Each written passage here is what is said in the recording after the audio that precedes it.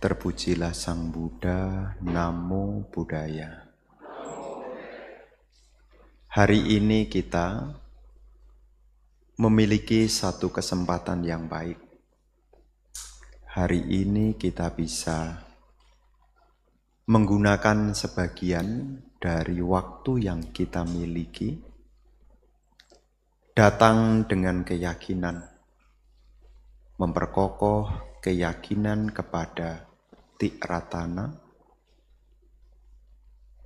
membaca parita, memperbarui sila, termasuk juga di hari ini punya kesempatan untuk kembali belajar Dhamma ajaran Sang Buddha. Para bapak dan ibu, saudara-saudari sekalian, sebagai umat Buddha dan juga sebagai praktisi Dhamma, kita perlu memahami bahwasannya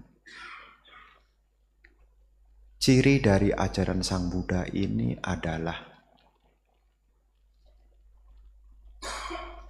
praktek yang dilandasi dengan pengertian yang benar. Ini adalah salah satu ciri dari ajaran Sang Buddha. Apa yang beliau ajarkan, apa yang beliau arahkan kepada kita, sebelum kita melangkah lebih jauh, beliau menguraikan tentang Dhamma. Kenapa kita perlu belajar Dhamma, mendengarkan Dhamma, diskusi Dhamma? Tidak lain agar kita memiliki pengertian yang benar. Karena ciri dari ajaran Sang Buddha ini adalah ada yakni samaditi. Jadi kita bukan hanya yang penting praktek, tetapi ada landasan yang menjadi pendorong mengapa kita perlu praktek Dhamma.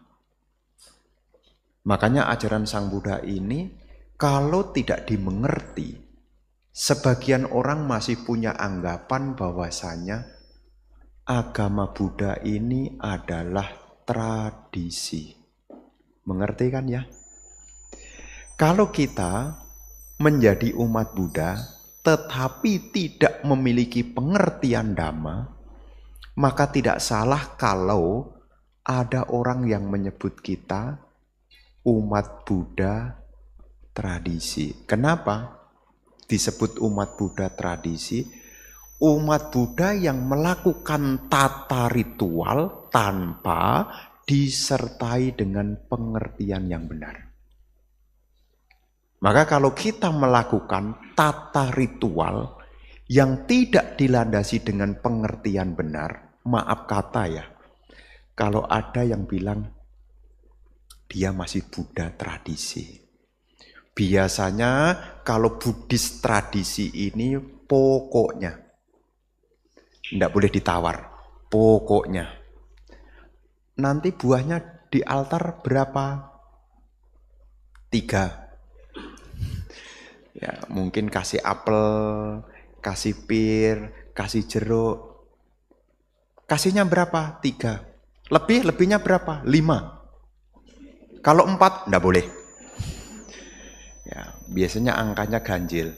3, 5, 7. Ya, paling top 9. Kalau bokornya gede. Jadi sebagian dari kita, kalau kita melakukan tata ritual tanpa disertai dengan pengertian, maka kita sebetulnya masih disebut sebagai Buddhis tradisi. Hanya melakukan tata ritual yang sifatnya turun-temurun. Kalau bakar dupa, dupanya berapa?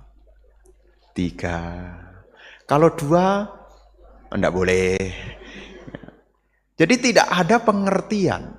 Makanya sebagai Buddhis yang ingin mendalami praktek Dhamma lebih lanjut, disitulah kita mesti mau belajar. Karena ciri dari ajaran Sang Buddha itu adalah praktek yang disertai dengan pandangan benar. Maka apa yang beliau ajarkan kepada kita adalah kebenaran. Kenapa disebut benar? Kenapa disebut saca? Karena apa yang Sang Buddha ajarkan itu adalah sesuatu yang ada di sini. Namanya benar itu ya ada di sini.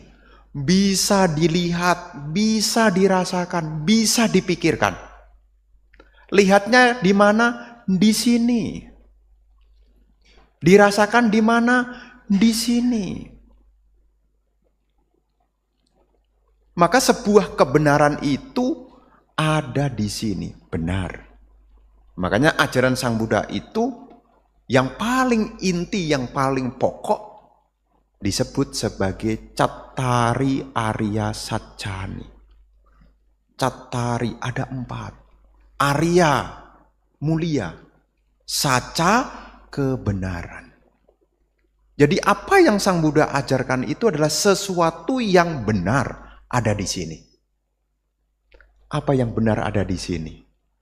Yang bukan katanya, bukan karena dogma, bukan karena keyakinan, tetapi ada di sini. Apa kira-kira? Apa yang ada di sini yang bisa Anda rasakan, bisa Anda alami, dan bisa Anda pikirkan? Apa yang ada di sini? Duduk kelamaan. Apa yang Anda pikirkan, apa yang Anda rasakan, dan apa yang Anda alami. Romo Chandra sudah kasih kata key yang pertama. Duduk di sini. Apa yang Anda rasakan, apa yang Anda pikirkan, dan apa yang Anda alami ketika duduk di sini.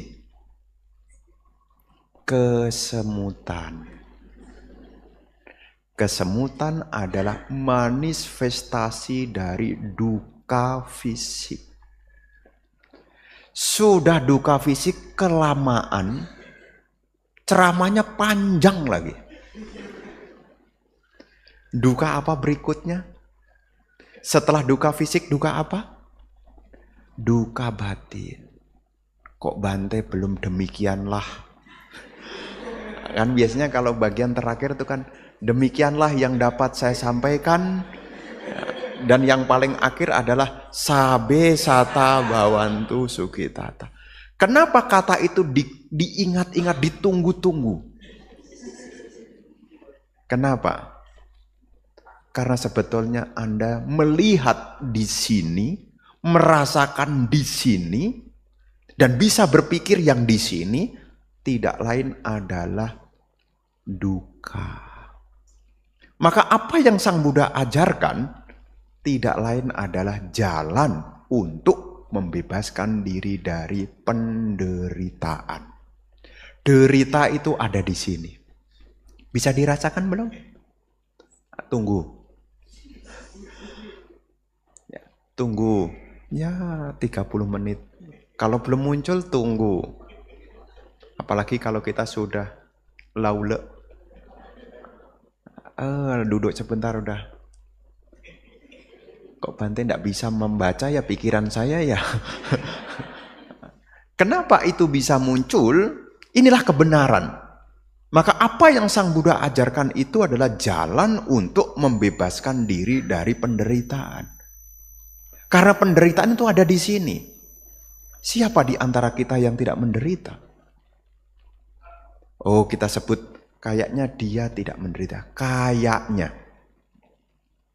Tetapi kalau kita sudah datangi dan wawancara, nanti akan ada pengakuan. Ya, Bante, saya dagang silaris, laku, tapi tagihannya macet. Ada enggak Bante kira-kira parita yang kalau dipakai untuk nagih itu langsung keluar? Soalnya saya juga pinjam dari tempat lain. Kan begitu kan? Jadi apa yang ada di sini adalah gambaran tentang inilah ketidaknyamanan. Karena beliau sudah sampai di jalan yang disebut dengan mencapai nibbana, bebas dari penderitaan. Beliau punya meta, punya karuna. Maka beliau mengajarkan dhamma kepada kita, tidak lain supaya kita juga mengarah kepada akhir dari penderitaan. Maka kualitas dari Sang Buddha yang kita baca di dalam Buddha Nusati, dari 9 kualitas yang ada di dalam Buddha Nusati, kita membaca tentang ada salah satu kualitas yang disebut dengan Sugato.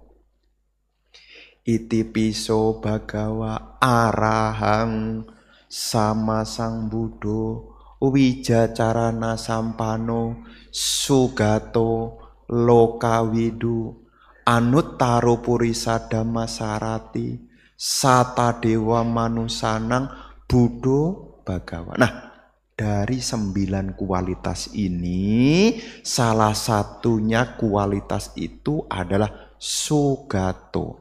Su itu artinya bagus. Bagus. Ya. Gato artinya pergi. Sugato kalau diterjemahkan harafiah, pergi ke tempat yang bagus. Maksudnya apa pergi ke tempat yang bagus? Yakni Sugato itu adalah membimbing menuju nibbana. Tidak ada tujuan yang lebih bagus selain nibbana. Kenapa Bante? Selain nibbana, semua tujuan itu sangkara. Artinya apa? Berkondisi. Tempat bagus yang menjadi tujuan selain nibbana itu semua berkondisi. Masih dalam tanda kutip kalau. Namanya berkondisi itu kalau. Kalau nibbana sudah tidak pakai kalau. Kalau ditanya ibu bapak, tempat yang bagus di mana? Tempat yang bagus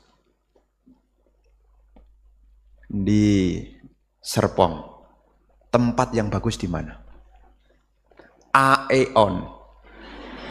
Ini tempat yang bagus, tetapi itu bersyarat kalau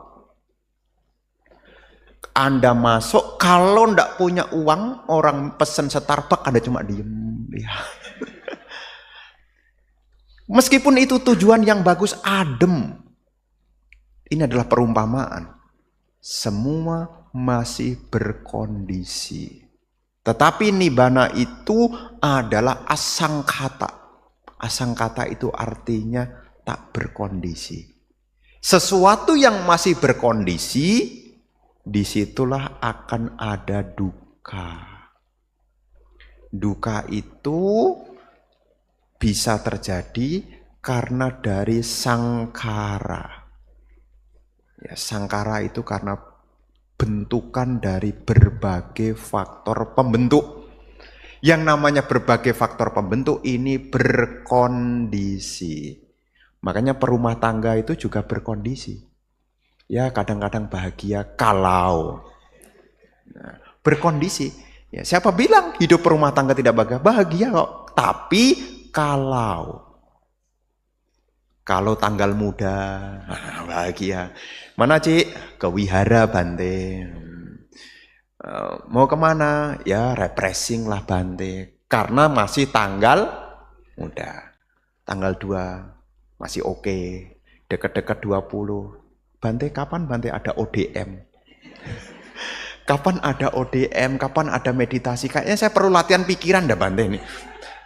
Kenapa perlu latihan pikiran? Kayaknya saya di hari-hari begini saya butuh melatih pikiran saya supaya terkendali Bante.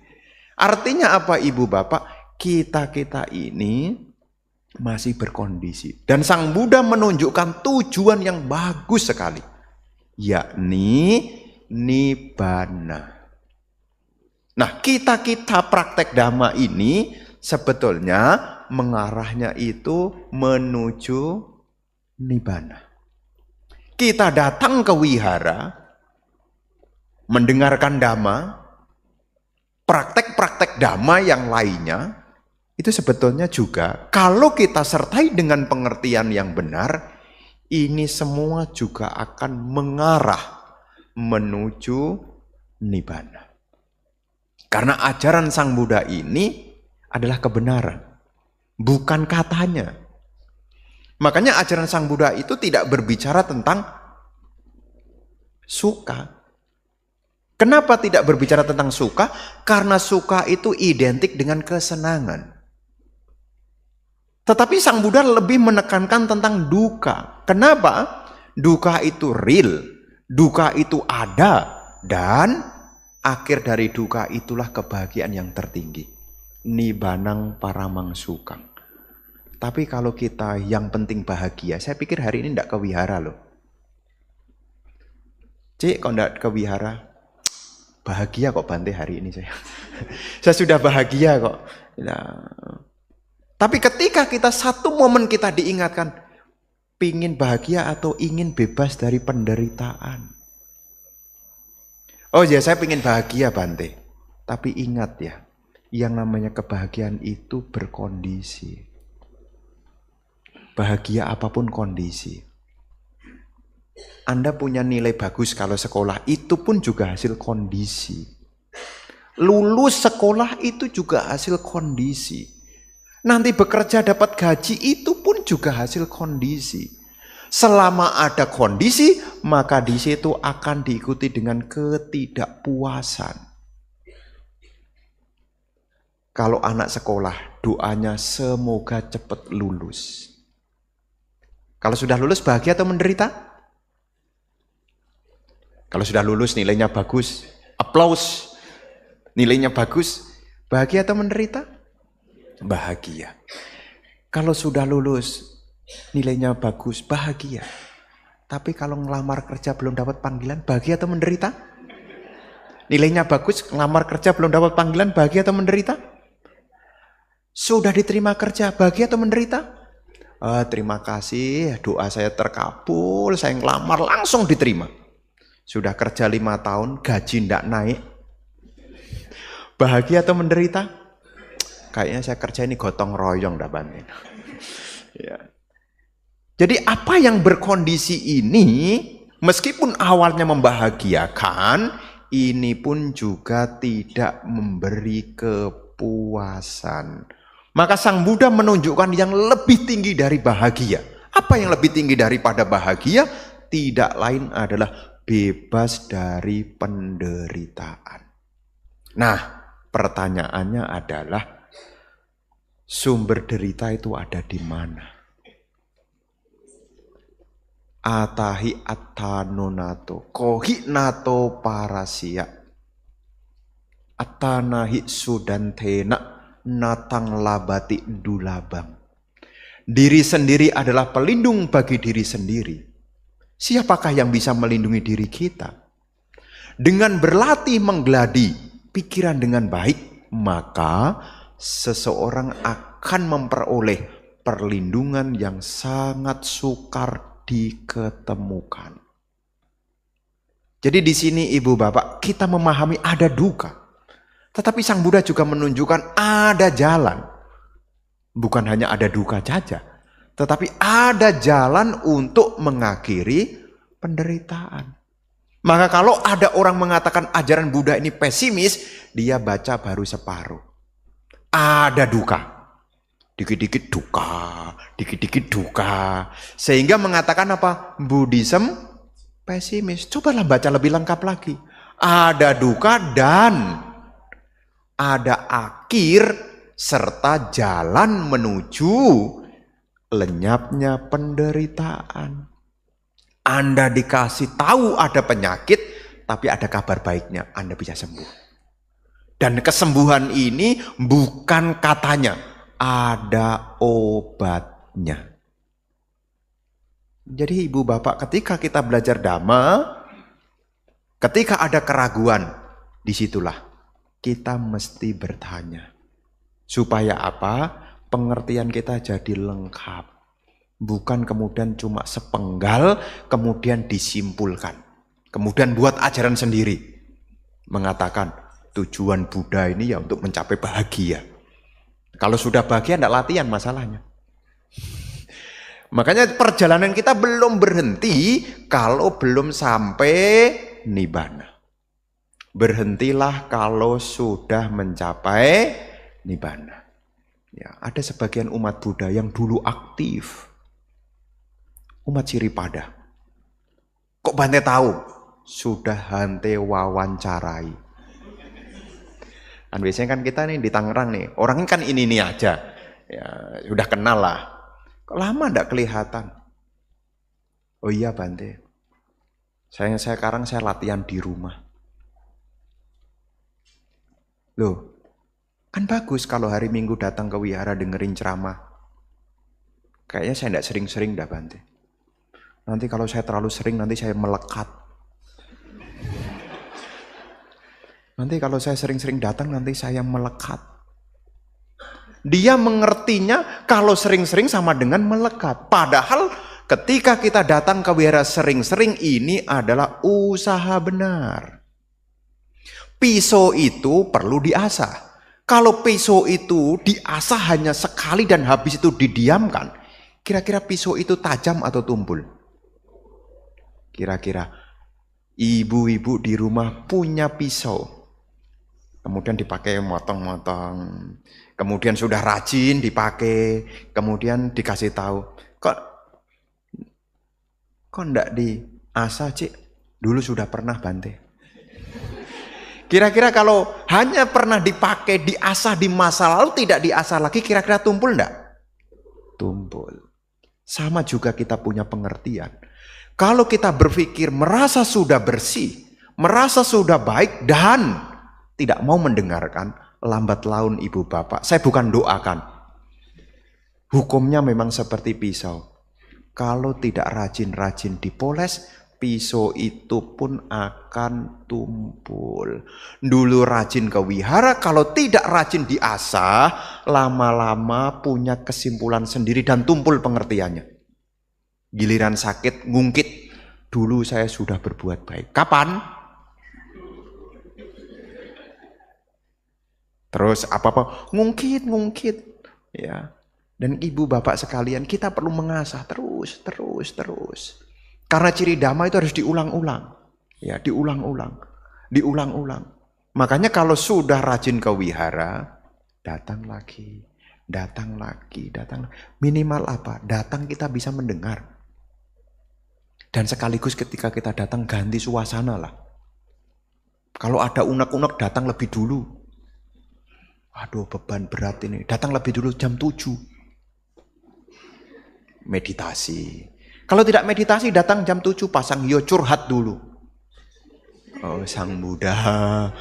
Oh, kehidupan saya. Nah, kadang-kadang mau curhat sama orang tidak bisa dipercaya. Kalau datang ke Sang Buddha, wah Bante ngajarin Micaditi nih. Nah daripada Anda tidak tahu cara mengeluarkannya, ini kan katarsis. Cara untuk melepaskan dengan bahasa spiritual. Siapa tahu dewanya juga tahu. Curhatnya ke Sang Buddha, siapa tahu dewanya juga tahu. Wah ini kayak umat Siripada ini tiap pagi sudah rajin dana makan nih.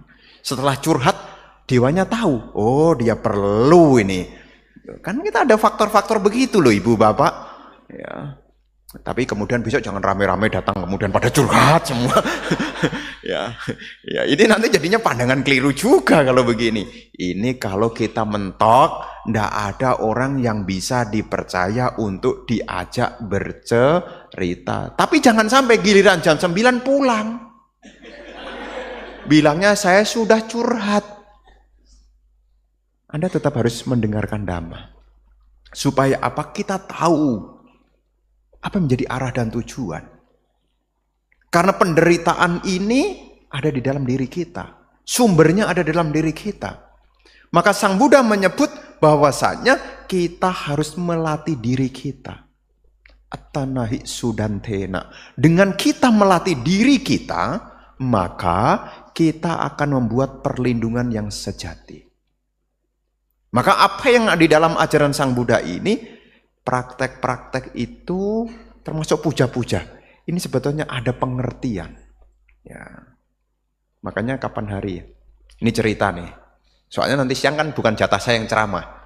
Nah, saya cerita, itu ditulis ya waktu mendesain candi.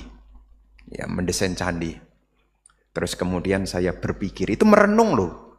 Berpikir, kira-kira langkah apa yang bagus untuk masuk ke dalam candi di era sekarang. Nah, kemudian di relief itu saya berpikir, itu relief kiri dan relief kanan.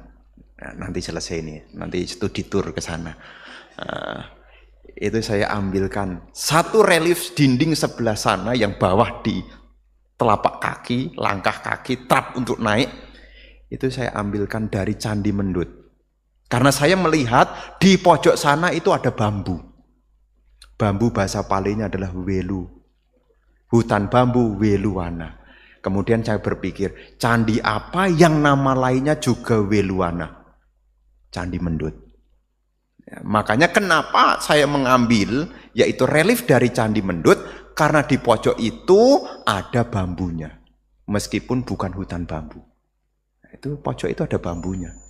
Nah, dan ciri di situ, trap itu saya ambilkan supaya kita tidak menderita, karena ajaran Sang Buddha kan supaya bebas dari penderitaan.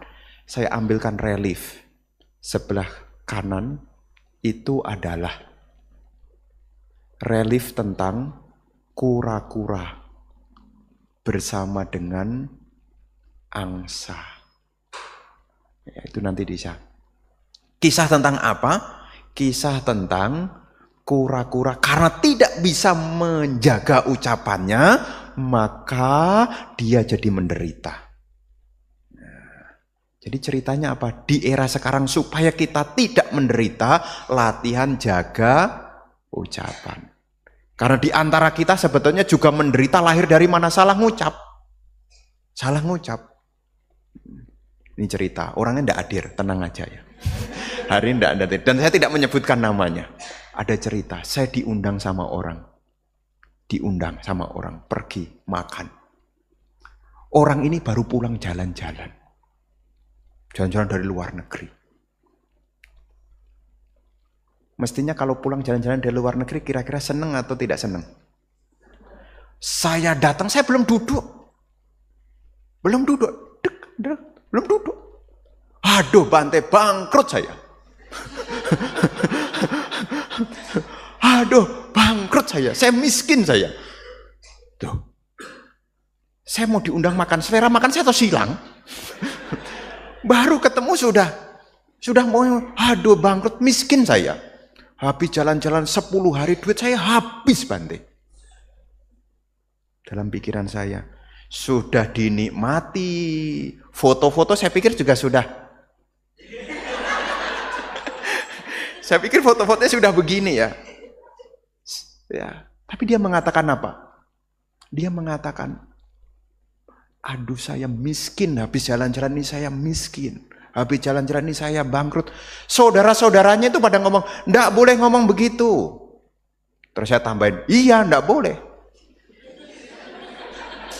Untung loh saudaranya ngomong begitu duluan. Ya. Saudara ngomong, ndak boleh ngomong begitu. Terus saya bilang, iya ndak boleh ngomong begitu memang. Karena ucapan itu karma. Wacik kama. Wacik kama. Yang namanya kama akan ada wipaka. Kalau kita berucap ucapannya keliru, nanamnya seperti tanaman yang pahit. Buahnya kira-kira bagaimana? Pahit. Kira-kira kalau buka foto yang kira-kira kalau ngucapnya aja keliru, kira-kira bagaimana? Menu keluar semua. Makanan saya langsung seleranya hilang loh. Kenapa? Saya pun juga menerima pancaran yang tidak enak juga. Bayangkan, ibu bapak kalau punya saudara-saudaranya yang baru pulang kemudian diceritai dengan kesusahan, mau makan kelengkeng sepotong aja. Jeruk aja. Akhirnya, terima kasih ya. Makanya supaya kita tidak menderita, ini urusannya apa? Sila sebetulnya. Karena cara untuk mengakhiri penderitaan yang paling awal adalah sila. Sila itu berbicara tindakan dan ucapan. Supaya kita tidak menderita, maka kita harus mengerti dari sekarang. Sebelum kita level meditasi, hati-hatilah di dalam berucap. Karena menderita itu lahir dari kita sendiri yang membuatnya. Dan munculnya dari mana? Tanpa disadari dari ucapan. Ya. Makanya kalau saya ditanya orang, meskipun belum berhasil, ya bahasa lain yang sering kita pakai, doakan ya. Ya. Itu adalah bahasa yang kok masih belum dapat, ya masih proses, doakan ya. Udah, kita masih punya keinginan yang baik. Meskipun belum berhasil, kita tidak membuat negasi, perlawanan. Ya. Nanti ada orang tuh didoakan malah begini. Kayaknya enggak mungkin dah. Wong dari dulu saya memang udah susah kok. Hati-hati di dalam berucap. Ini jadi kama, wajik kama. Wajik kama akan melahirkan wipaka kama. Apa yang ditanam itu yang akan dipetik. Makanya dari ucapan kita harus hati-hati. Jangan sembarangan kalau berbicara. Makanya saya pasang di relief sebelah sana. Supaya ketika nanti suatu saat puja di altar Sang Buddha, tengok Bante Jutaliko, nanti bisa ingat, hati-hati dalam berucap. Ya, kadang-kadang kan kalau kita sendirian kan kita ngomong loh, kadang-kadang tuh sendirian loh. Kita ini kadang-kadang kan begitu kan. Kadang-kadang ngomong sama orang normal. Ngomong sama orang kan normal. Ngomong sendiri dijawab sendiri. Kira-kira kalau ngomong sendiri jawab sendiri kira-kira normal enggak? Nah, orang bilang aja kayaknya dia enggak waras berarti. Jadi ibu bapak saudara-saudara, apa yang Sang Buddha ajarkan? Yang paling pertama adalah sila. Sila ini adalah jalan untuk mengakhiri penderitaan, tapi sila bukan pos berhentinya. Sila adalah sarana untuk menuju bebas dari penderitaan. Makanya di situ salah satu dari sila itu adalah sila keempat, mengendalikan ucapan.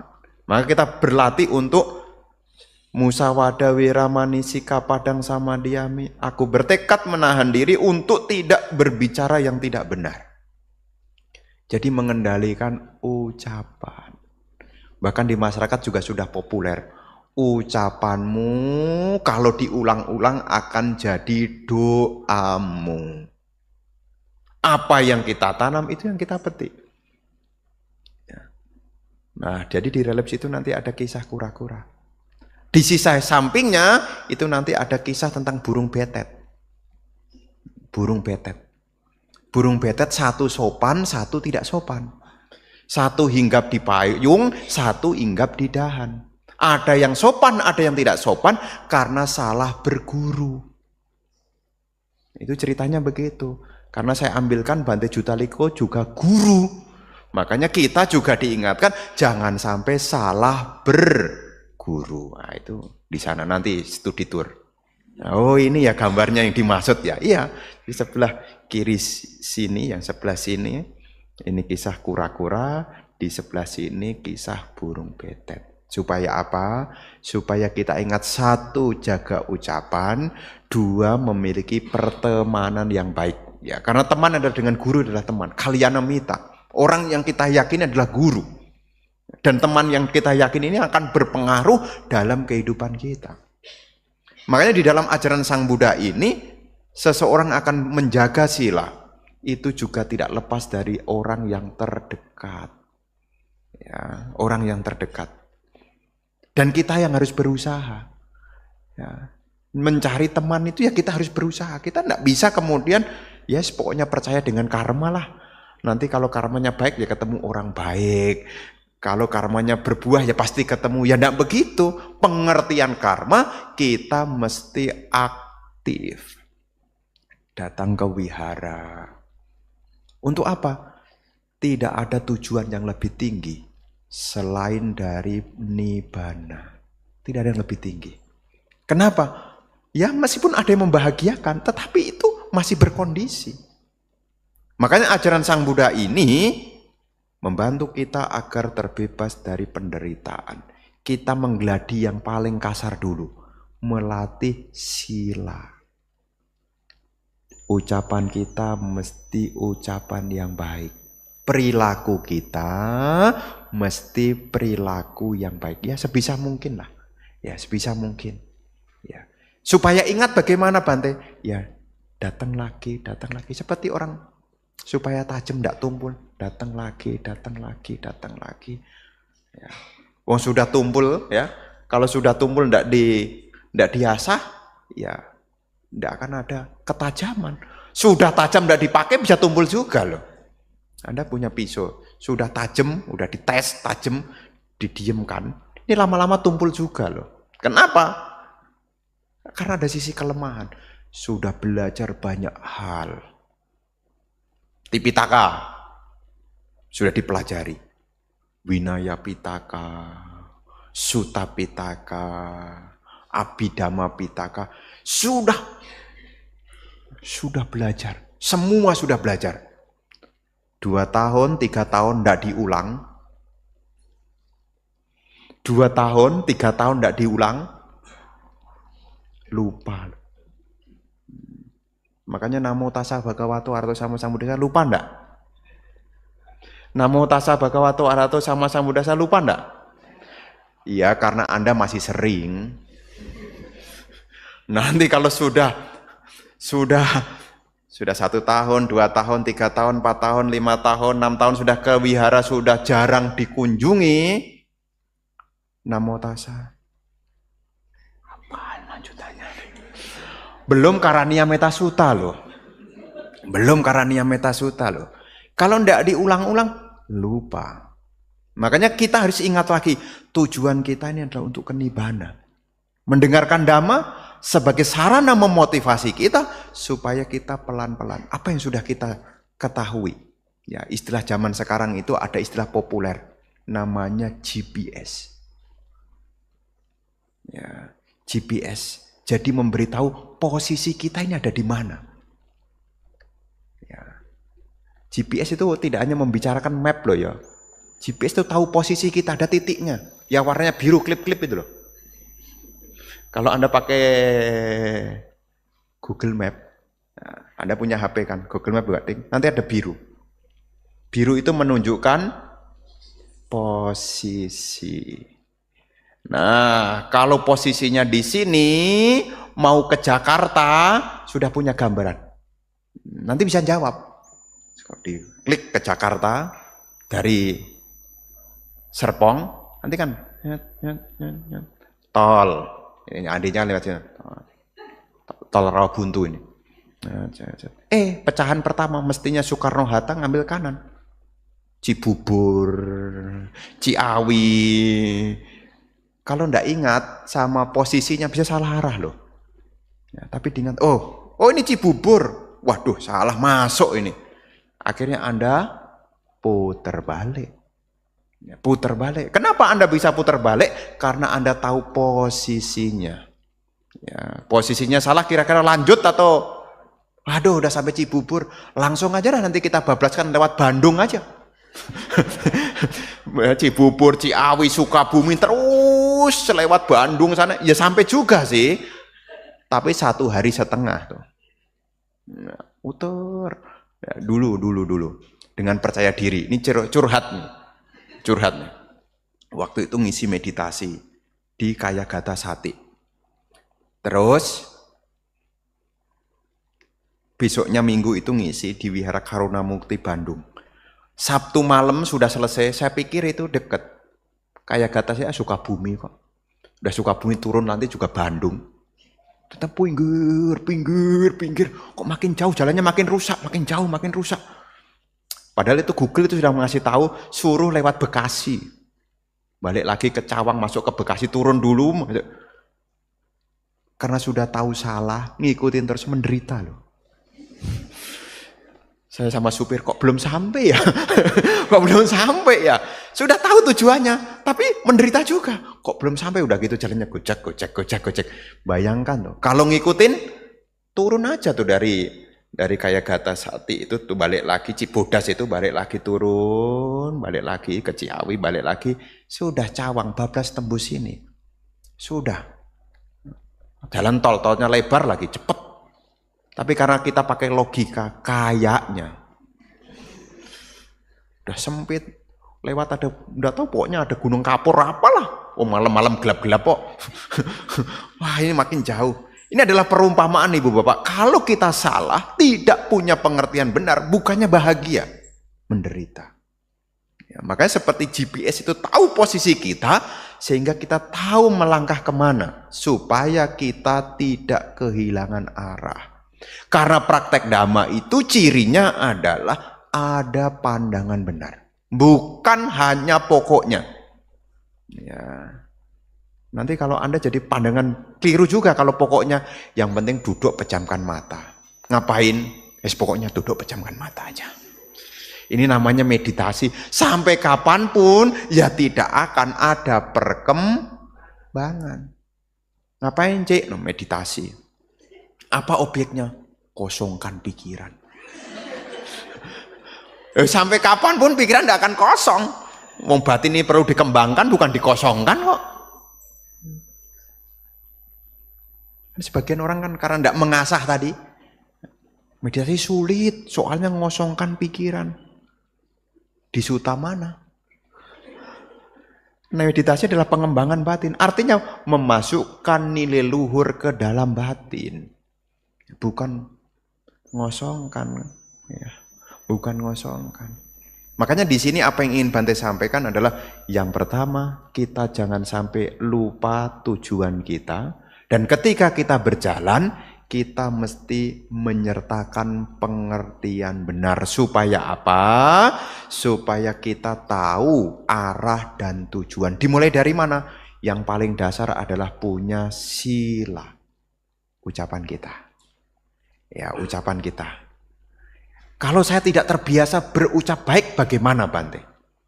Karena biasanya orang itu ada dikasih tahu itu pokoknya kira-kira lebih gampang berucap buruk atau berucap baik? Lebih senang mendengar kabar baik atau kabar buruk? Senang membicarakan keburukan orang atau kebaikan orang?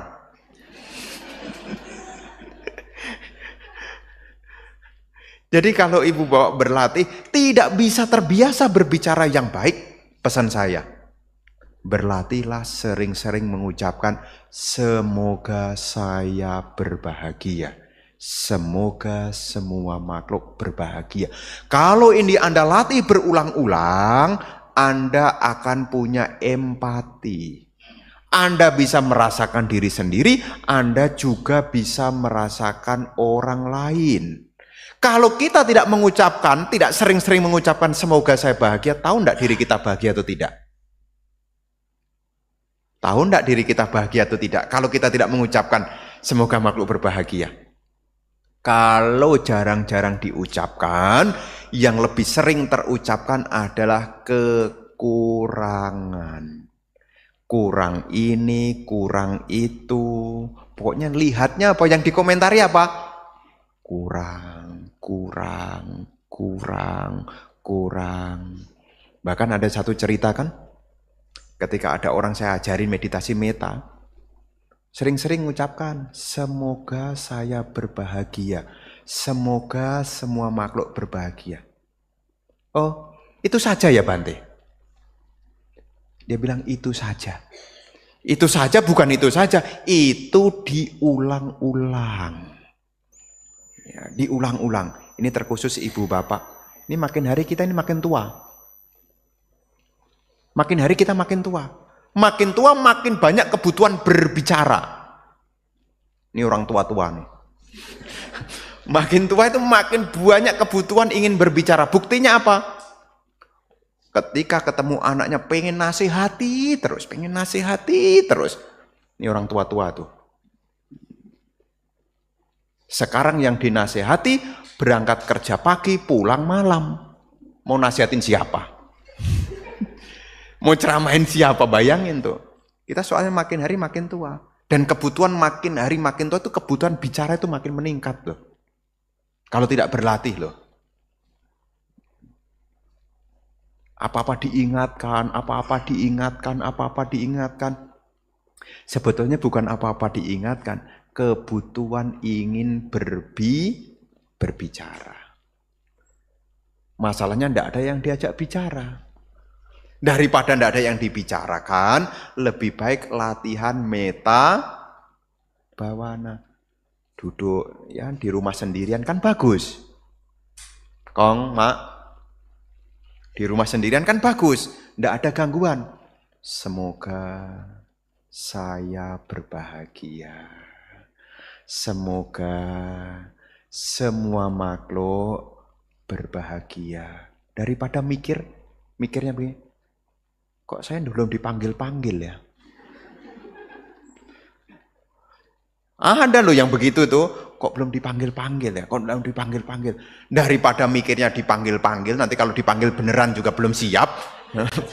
Lebih baik ngucapin apa? Semoga saya berbahagia. Semoga. Untuk apa ini? Untuk melatih ucapan yang baik.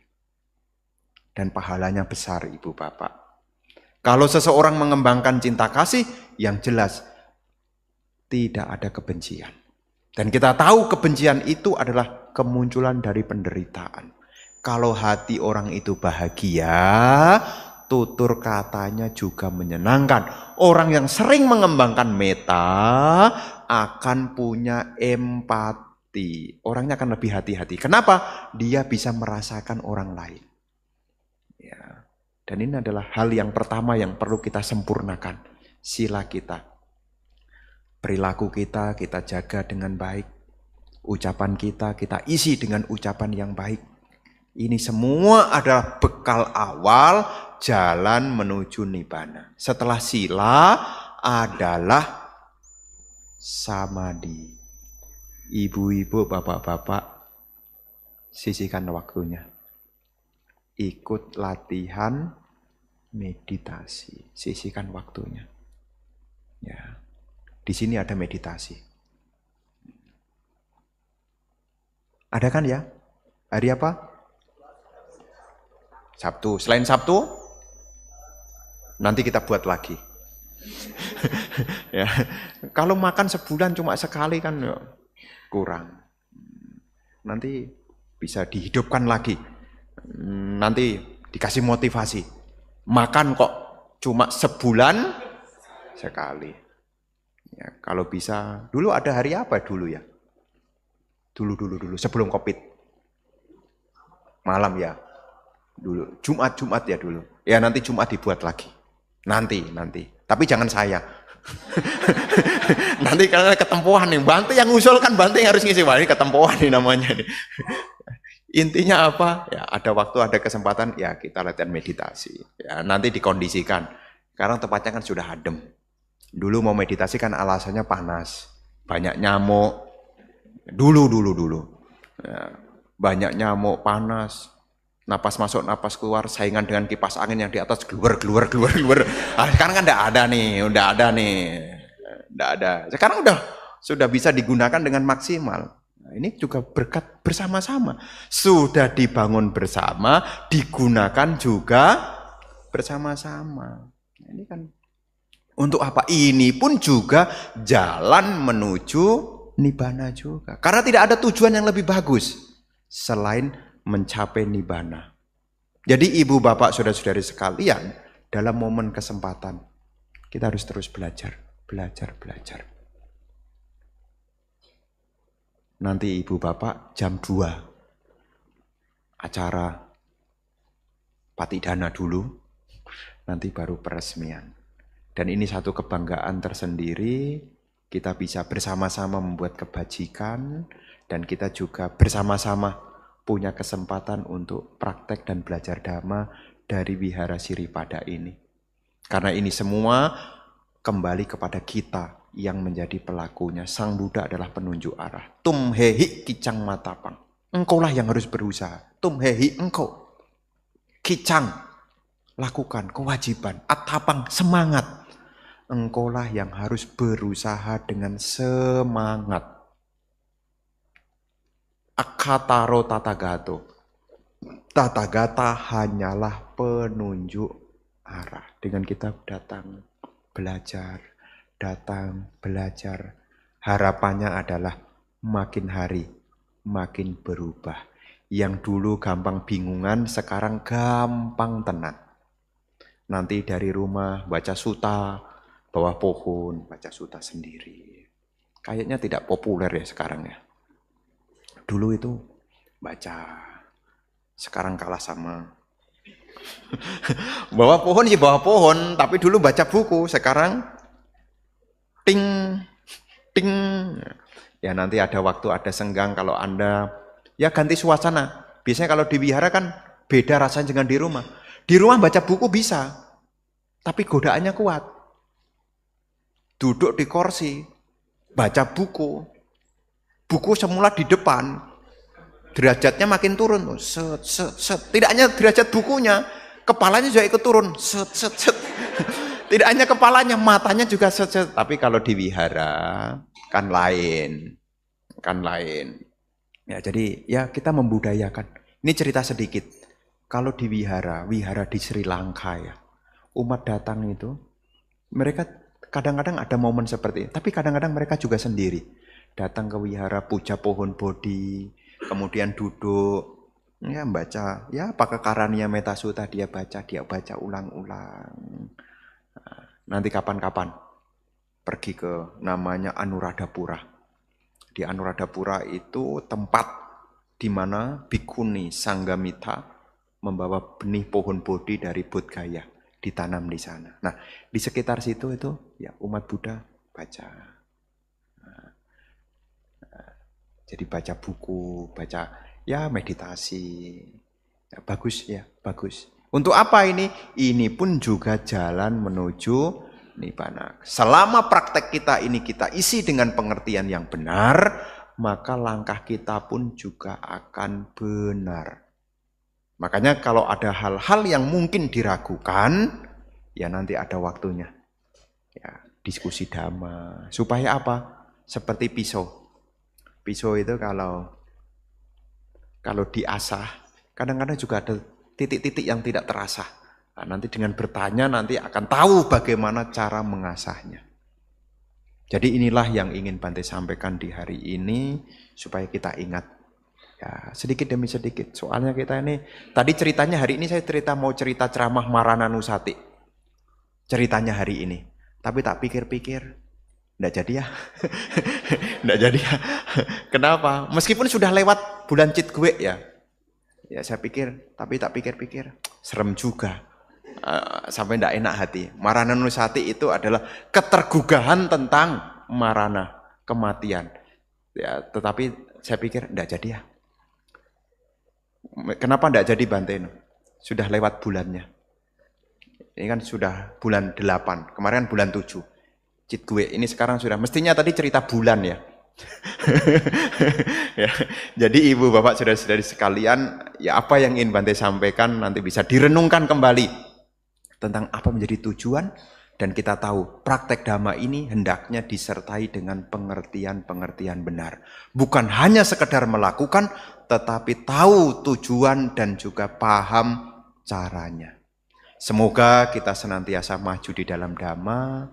Semoga kita makin rajin datang ke wihara untuk memperkokoh keyakinan kita sebagai upaya untuk membuat jasa kebajikan sekaligus juga upaya untuk menuju nibbana. Semoga kita semuanya maju di dalam dhamma. Semoga ibu bapak bersama dengan keluarga. Semoga senantiasa sehat, bahagia sejahtera, berumur panjang sehingga punya banyak kesempatan untuk memupuk jasa kebajikan.